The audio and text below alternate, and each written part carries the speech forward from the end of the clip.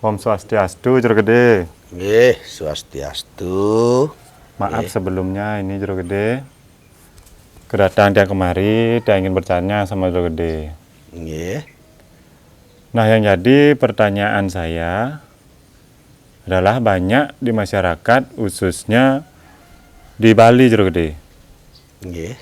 tentang persepsi dan pemahaman Pelinggi Leboh itu yang berbeda-beda, Jero Gede. Nah, di sini yang jadi pertanyaan saya adalah apa pentingnya Pelinggi Leboh itu, Jero Gede? Nggih. Baik.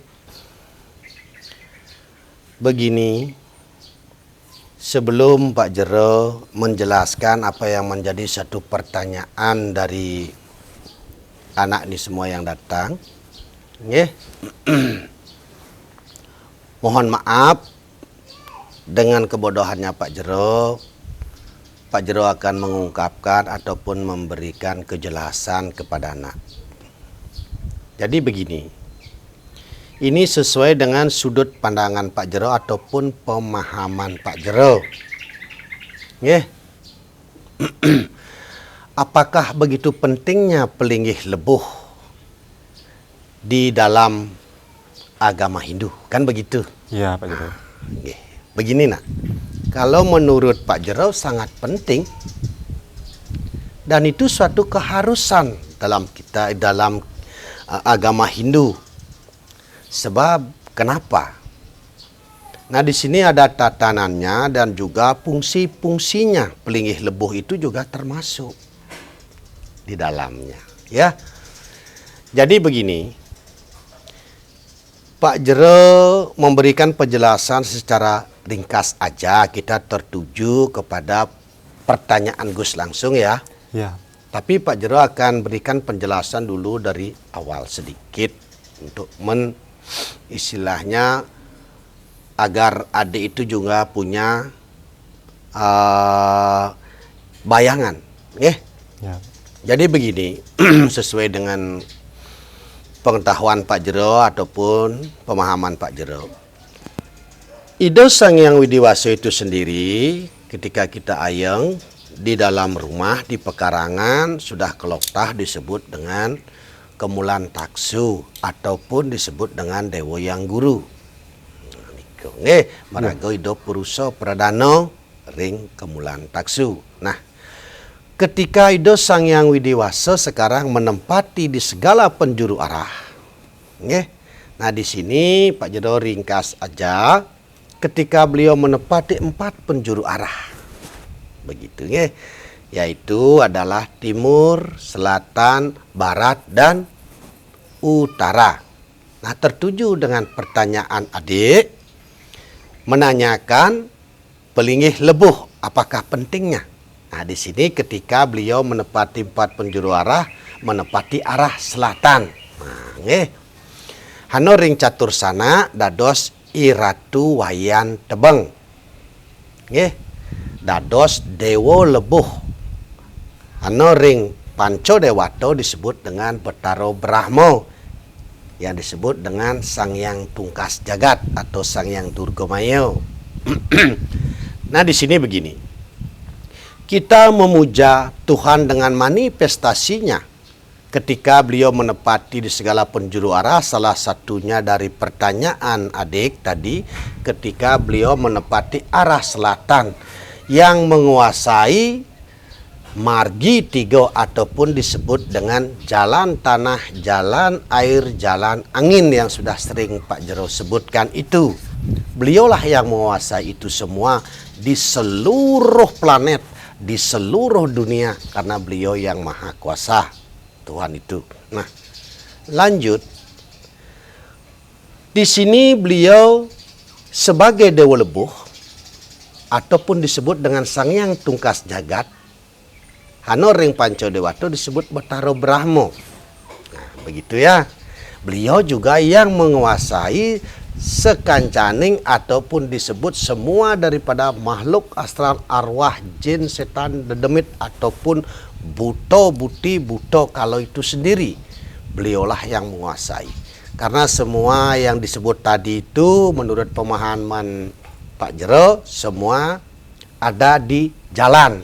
Nah, ya, dialah yang menguasai jalan, Buto Buti itu. Tetapi yang menguasai Buto Buti itu adalah Ido Sang Hyang Widiwasa dengan sebut dan sebagai manifestasi adalah sebagai Dewa Lebuh Iratu Wayan Tebang atau disebut Batara Brahmo Sang Hyang Tungkas Jagat. Yang menyelamatkan kita itu fungsinya. Yang menyelamatkan kita dari gangguan jin, setan, dedemit ataupun disebut buto kalau buto kali. Nah, karena kita sudah memberikan istilahnya singgo sana di sana untuk memuja Ido Sang Hyang Widiwasa dengan manifestasi beliau sebagai Dewa Lebuh atau sebagai Batara Brahmo.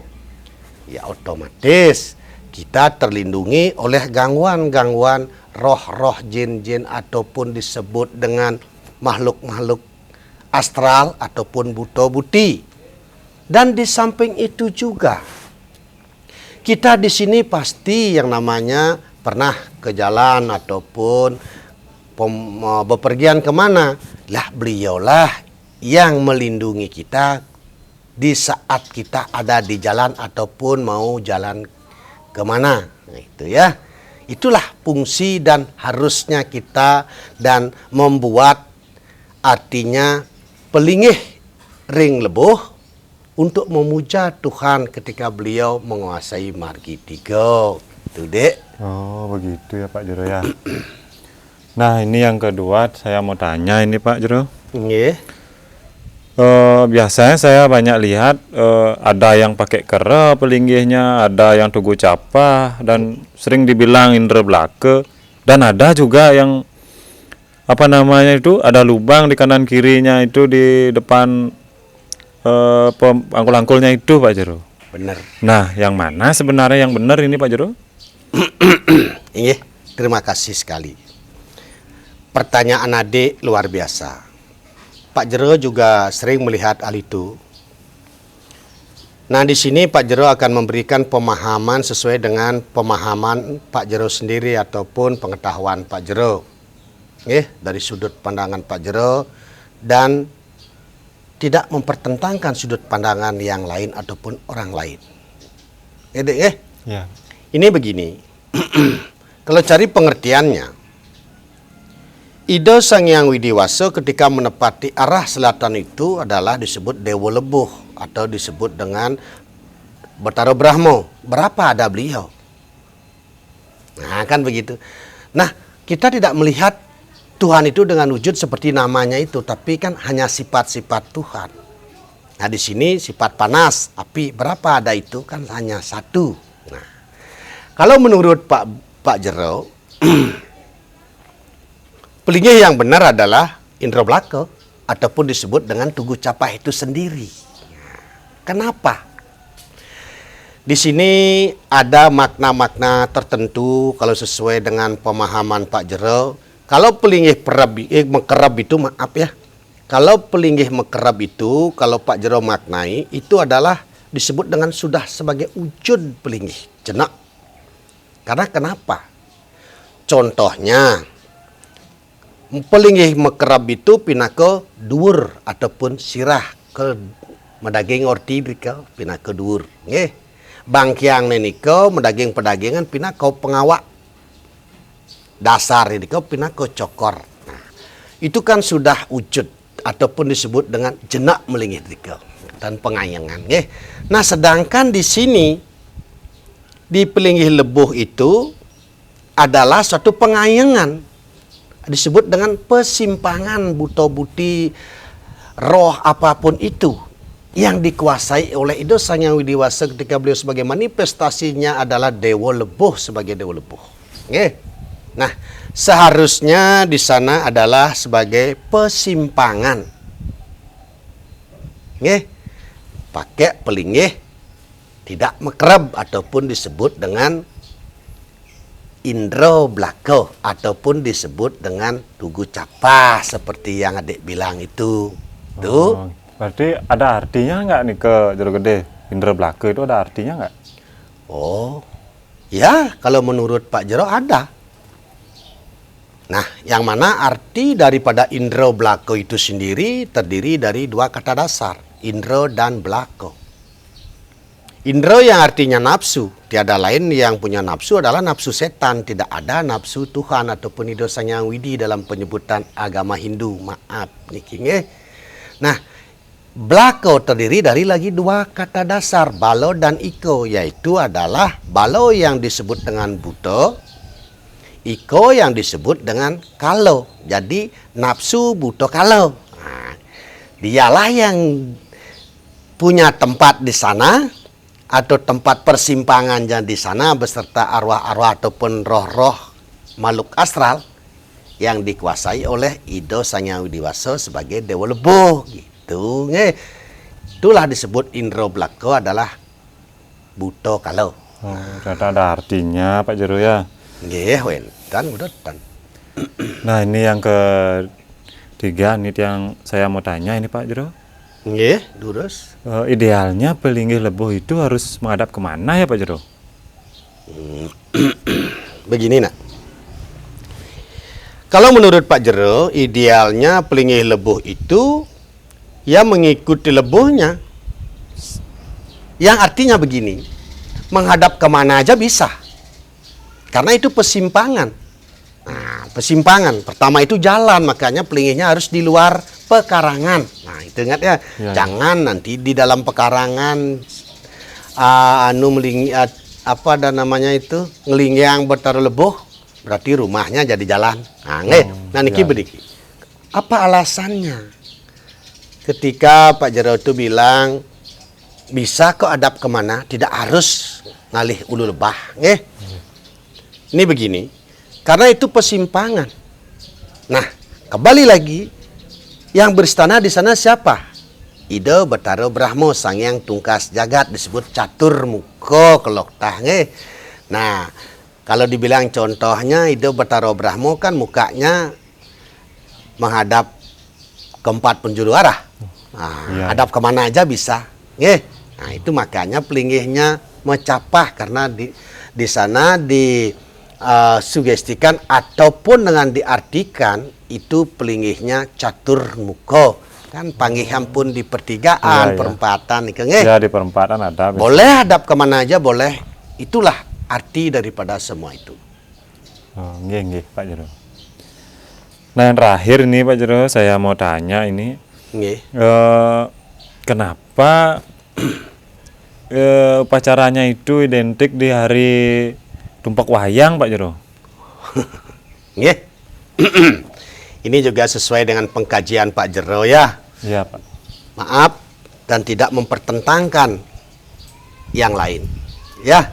Iya Pak. Begini, kalau Pak Jero mencari arti dan mengartikan bahkan mengkaji daripada kenapa di tiap hari atau di tiap hari Tumpak Wayang dilakukan upacaranya di Lebuh, kan begitu? Iya Pak. Tadi Pak Jero menerangkan yang di Lebuh itu bahkan di jalan itu kan tempatnya buto kalau buto kali. Semua istilahnya jin setan makhluk astral dia yang menguasai jalan. Ya. Ya. Nah, begitu. Buto buti begitu. Nah, di sini saya artikan tumpak wayang. Wayangnya dulu ya. Itu yang Pak Jero maksud adalah wayang kulit. Dulu ya yang dibicarakan di sini. Wayang kulit memang bisa bicara, bisa melihat, bisa dilakoni. Yang melakoni itu siapa? Kan ada dalangnya. Dan yang sesungguhnya wayang kulit walaupun dia ada matanya, tapi kan tidak bisa melihat. Orang itu kulit. Nah, kan begitu. Iya. Ya, diponis di sini adalah buta. Bapak Jero menganggap itu buta. Makanya pada saat hari Tumpak Wayang itu, katur kita memuja Ida Sang Hyang Widiwasa ketika menepati arah selatan sebagai Dewa Lebuh Ida Batara Brahmo yang menguasai buto buti. Itulah yang katur Ida agar kita terlindungi di hari Tumpak Wayang itu. Oh gitu Pak Jero ya. Nggih. Terima kasih banyak ini Pak Jero, penjelasannya udah sangat jelas sekali. Kang ini. Yang duening sarang tiang nak namet nikinya. Nah, saya mau izin nih Pak Jero. Boleh Iya. saya pelajari ini Pak Jero? Oh, belajar tentang hal Ya, ini. Iya Pak Jero. Ini kan agama, kenapa tidak? Hmm, Begini, Ini Pak Jero, maaf karena adik bertanya masalah itu ya. Iya, Pak. Tiang sarankan, Pak Jero sarankan, mohon maaf, bukan menggurui sama sekali kepada adik dengan kawan-kawan adik ini semua ya. Iya. Pak Jero tidak terlepas daripada kesalahan atau kebodohan. Begini, sangat boleh. Tidak ada yang melarang. Sebab kenapa? Lihat dari dua sisi unsur nis kalau. Nis kita tidak bisa lihat. Ya. Tapi kalau kita dalam ajaran agama, agama Hindu khususnya, Ido Sang Hyang Widiwasa turun sebagai manifestasi sebagai Sang Hyang Haji Saraswati yang menurunkan ilmu pengetahuan. Berarti kita wajib disuruh belajar agar kita tidak bodoh. Dan sekala pemerintah mendirikan sekolah-sekolah yang banyak. Ya. Tujuan pemerintah itu bagaimana? Tujuan beliau sebagai pemerintah adalah mencerdaskan bangsanya agar cerdas, terhapus daripada kebodohan itu. Sangat boleh, nak. Kenapa tidak? Ketika engkau belajar, engkau akan tahu mana yang benar dan mana yang salah. Bagaimana kau harus bersikap. Kalau menurut Pak Jero, ya. Nah itu, ketika engkau tidak belajar, pastilah engkau bodoh. Nah, dari kebodohan itu, ya, itulah narasumber daripada ketakutan dan kekhawatiran yang berlebihan karena kebodohan. Contohnya, di agama ini ya, Iya, Pak. ketika umpamanya bani munggah ke beling dan kenang dan bani nak mulo kita. Kena dan bani nak mulo, kena bani uling pidan, kan begitu. Ya, sering itu. Kenapa Anda tidak berani? Kenapa Anda takut? Alasannya kenapa? Karena kebodohan. Karena Anda bodoh. Itu yang menyebabkan Anda takut dan tidak berani. Iya. Coba Anda kalau Anda sudah belajar dan tahu, oh ini salah, saya berani merubah. Kenapa? Juga perlu yang namanya pembaruan untuk mencapai satu kesempurnaan. Karena kebenaran itu tidak bisa dijamin ataupun dipunis oleh faktor umur. Itu ingat. Iya, Pak. Nggih. Ya, terima kasih nih Pak Jero. Mohon Nggih. maaf, saya sebelumnya ini terlalu banyak menyita waktunya Pak Jero. Dan ini. api. Ya, di lain kali saya akan tangkil kembali Pak Jero. Nggih. Sekarang dia Terus? mau izin pamit, Dumun. Inggih, durus. Nggih.